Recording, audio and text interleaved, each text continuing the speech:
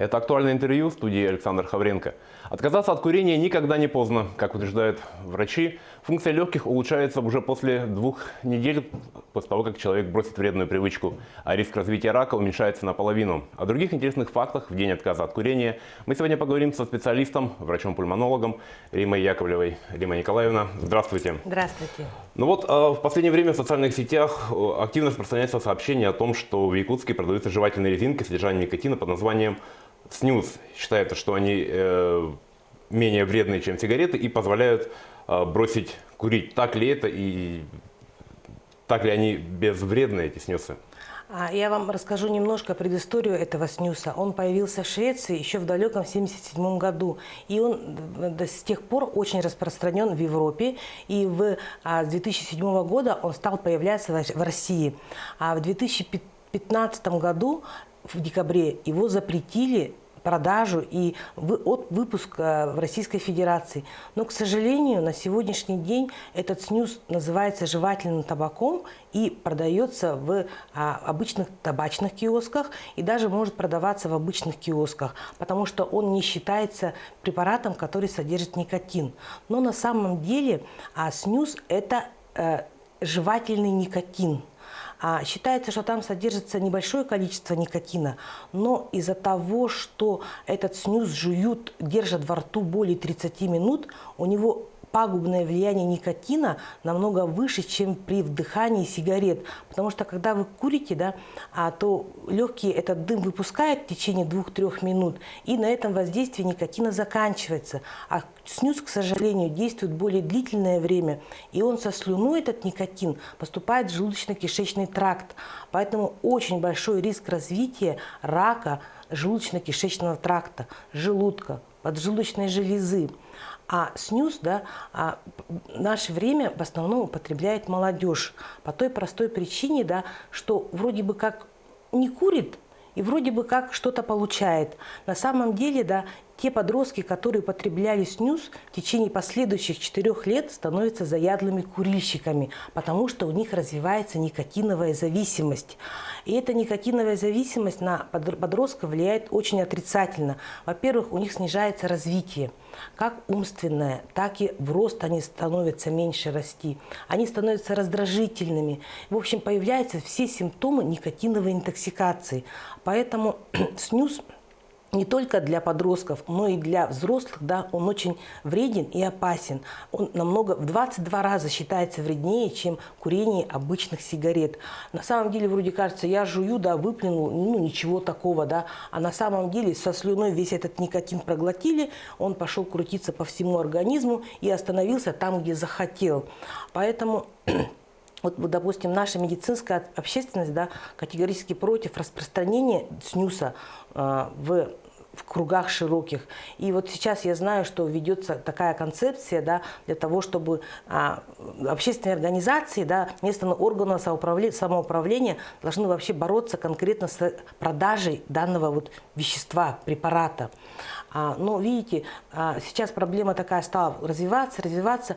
Я знаю, что многие родительские комитеты взволновались, и у нас тоже есть программа, согласно которой эти родительские комитеты с народными дружинами, из которых они организовывают своими классами, они должны совершать рейды по точкам, где продают эти снюсы, оповещать органы Роспотребнадзора, и потом будет проводиться соответствующая работа по изъятию этого препарата и по ограничению его доступности вообще населению. Ну вот, кроме снюса, есть еще другие так называемые заменители, которые якобы должны помочь бросить курить. Это жевательный табак и те же самые электронные сигареты и вейпы. Насколько они эффективны в плане борьбы с курением? И вот сразу же еще один вопрос. Прошла информация о том, что в нескольких странах уже зафиксированы смертельные случаи при курении вейпов. Вот это страшилки или действительно вейпы настолько страшны?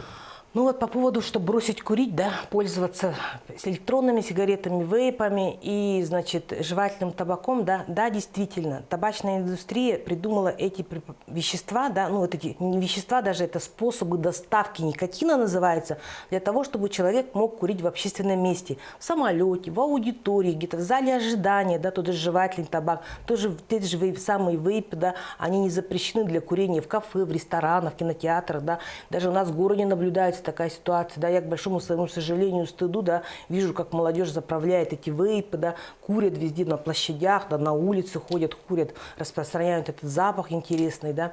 Вейп, это что такое вейп? Это тот же самый никотин, но который произошел обработку теплой водой. Это просто булькает вода, в которой крутится никотин. Очень нравится подросткам пользоваться им, потому что к ним подаются различные ароматизаторы, которые туда добавляются, и получается вроде бы как и красиво, и вкусненько, да, ходишь, дышишь там то апельсином, то мандарином, да, на самом деле, да, вейп, так же как и снюс, да, он чрезвычайно опасен, потому что когда вы курите просто дым, да, он оседает в легких, да, выходит легкими, а когда вы курите дым, который лежит внутри воды, ну, в смысле концентрированный, то концентрация получается намного выше. И вот эти смертельные исходы действительно зафиксированы. Они зафиксированы с тем, что горячая вода, собственно, горячий воздух, да, бульканье, пар горячий, поступает в легкие, и получается термический ожог легких, вследствие чего выступает шок, ну и смерть, соответственно, да. Дело в том, что любое вдыхание горячего, да, оно приводит к термическому поражению органа. А легкий – это слизистый орган, он очень нежный, воздушный, поэтому термическое поражение может действительно вызвать шок, который приводит к смерти человека. Поэтому вейпы, да, они по отношению к сигаретам не менее опасны и не менее вредны. Поэтому нет такой альтернативы, что я курю вейп, из-за этого у меня никотиновая зависимость, никотиновое воздействие будет меньше. Такого абсолютно нет. Все специалисты ВОЗ, да, эксперты в области табакокурения, да, они отрицательно относятся к именно этим электронным сигаретам, вейпам и тем более жевательному табаку. Значит, у нас Российское общество пульмонологов в этом году проводило большой круглый стол о вреде электронных сигарет под предводительством Галины Александры Сахаровой, да, это самый известный наш пульмонолог, который работает именно конкретно по вреде табакокурения. И вся медицинская общественность сошлась к мнению, что эти никотин-содержащие табачные изделия вредные. И, значит, мы подписали большое соглашение, Министерство здравоохранения отправили, Министерство предпринимательства о запрете данных видов никотин-содержащих препаратов на территории Российской Федерации. Потому что мы прекрасно создаем опасность для общества, потому что эти все вещества, значит, приводят человека к заблуждению о том, что они не курят. На самом деле они курят и еще как много. Но вот все-таки мы говорим о том, чтобы бросить курить, чтобы отказаться. Индустрия не стоит на месте, и уже очень много рекламы пластырей, жвачек, каких-то спреев, которые брызнул и не хочешь курить. Действительно ли они работают? Да, они работают, но только при условии, что у человека есть самосознание, что он хочет бросить курить. Без этого сознания эти лекарственные препараты, к сожалению, они работают не очень, не на 100%, скажем. Они, конечно, работают. Например, в России, да, зарегистрировано 3 препарата, только 3 препарата для того, чтобы бросить курить. Это первое, это Никаретте. Это пластыри, это спреи, это жевательные резинки. Значит, их использование длится от месяца до 6 месяцев для того, чтобы выработать привычку отказа от курения. Но видите, в чем дело? Они тоже содержат никотин.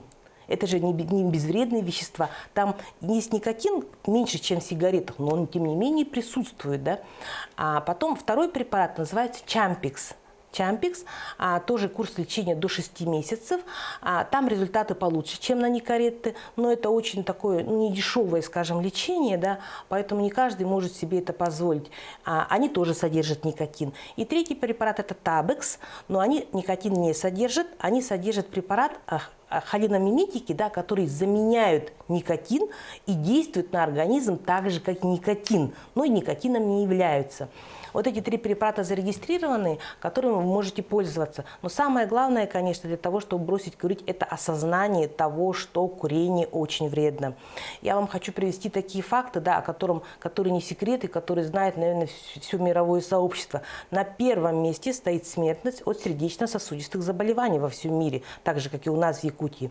А все сердечно-сосудистые заболевания – это инфаркт миокарда, это инсульт, это гипертоническая болезнь, это различные нарушения ритма сердца. Причина, фактором риска является курение. Курение, курение, еще раз курение. Доказана связь курения с развитием сердечно-сосудистых заболеваний, потому что никотин действует на эндотелий сосудов, сосуды суживаются, начинают суживаться, расширяться, что приводит к нарушению кровообращения и, соответственно, к таким заболеваниям.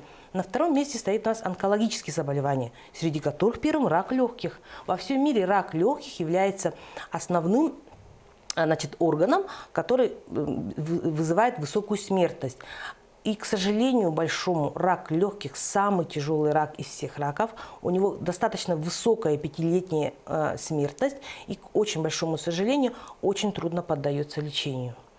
И на третьем месте это у нас внешние причины, конечно, которые тоже связаны с воздействием вредных пагубных привычек, в том числе табакокурения. Но вот мы говорим о том, что вредно курить, как плохо курить. Давайте чуть-чуть расскажем о том, как прекрасно будет жить, если человек откажется от этой пагубной привычки.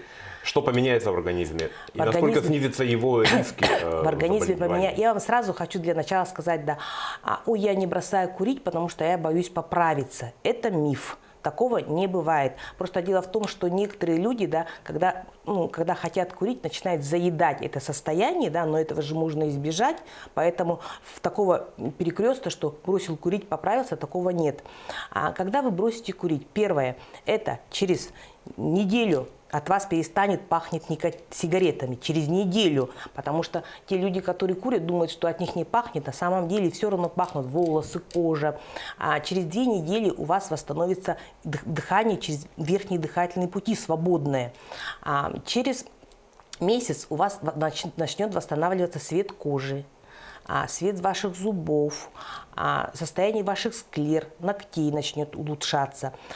Через год ваши легкие придут в норму на 30%.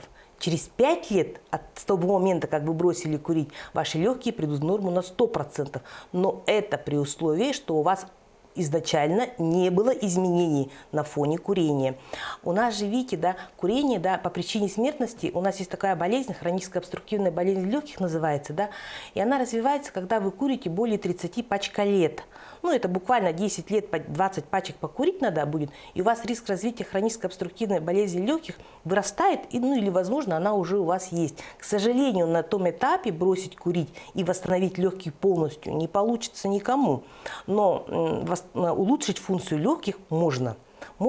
Поэтому мало того, что вы снижаете риск развития таких грозных заболеваний, как хроническая обструктивная болезнь легких, как сердечно-сосудистые заболевания, рак легких, рак слизистой оболочки ротовой полости, так еще плюс к этому улучшается ваше состояние. У вас нет зависимости ходить в магазин, покупать сигареты, мыть руки. Это же тоже, да, все, это финансовые затраты. Это вот какая-то потребность пойти, купить, выкинуть пепельницу, да. Вот эти от лишних этих движений вы начинаете избавляться.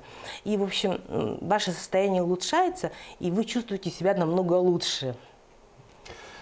Ирина Николаевна, большое спасибо. Тема очень интересная, очень обширная, но 15 минут наши, к сожалению, истекли. Это было актуальное интервью об эффективных методах отказа от пагубной привычки курения. Мы сегодня беседовали с Риммой Яковлевой, врачом-пульмонологом медицинского центра города Якутска. До скорых встреч!